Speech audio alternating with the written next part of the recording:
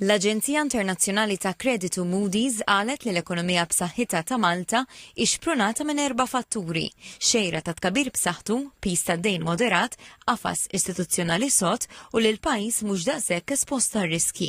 L-ekonomisti ta' Moody's qed ibassru li din is-sena u s-sena d-dieħla l-ekonomija se tikber b'madwar 4%, l-aktar minħabba domanda domestika b'saħħitha u esportazzjoni qawwija ta' servizzi.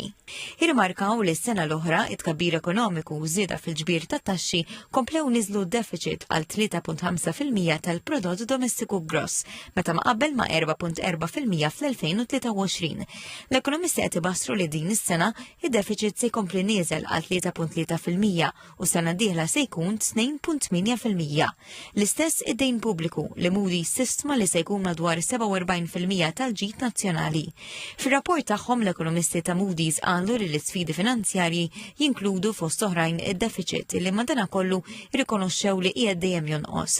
Semmew is-sussidju fuq il-prezzijiet tal-enerġija bħala parti miż-żieda fid-deficit, għalkemm innutaw li l-ispejjeż għal dan il-benefiċċji naqsu fl-2024 u fl-2025.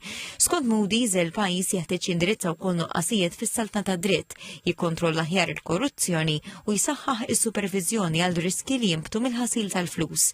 Anke l-Aġenzija Internazzjonali ta' Kreditu Scope tbassar li l-ekonomija Maltija se tkompli tikber.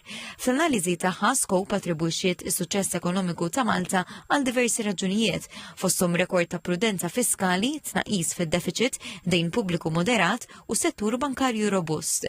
L-ekonomisti ta' Scope qed ibassru li din is-sena l-ekonomija se tkun kibret bi 3.9% li rata ferm aktar b'saħħitha mill-medja fl-Unjoni Ewropea. Bħal Moody's, Scope qalet li d-domanda domestika se tibqa' l-fattur ewlieni tal-attività ekonomika li fost oħrajn se tiżdied bit-tnaqqis fit-taxxi li tħabbar fil-budget tas-sena d-dieħla u kundizzjonijiet favorevoli fis-suq tax-xogħol. L-ekonomisti ta' Scope ibassru li bħala medja bejn l-2026 u l-2030 l-ekonomija ta' Malta se tikber 3.8% kull sena. L-istess bħal Moody's, Scope tal-fema li d-deficit se jkompli jonqos u li d-dejn pubbliku se jibqa' inqas minn 50% tal-ġid nazzjonali. Mill-banda l-oħra rapport ta' Scope isemmi fost oħrajn it-tnaqqis tal-ħaddiema u l-provvista limitata tal-enerġija bħala sfidi li jistgħu jillimitaw il-prospetti ekonomiċi fil-futur. B'reazzjoni il-Prim Ministru Robert Abela esprima ruħu sodisfatt għat bassir ta' dawn l-Aġenziji Internazzjonali ta' Kreditu.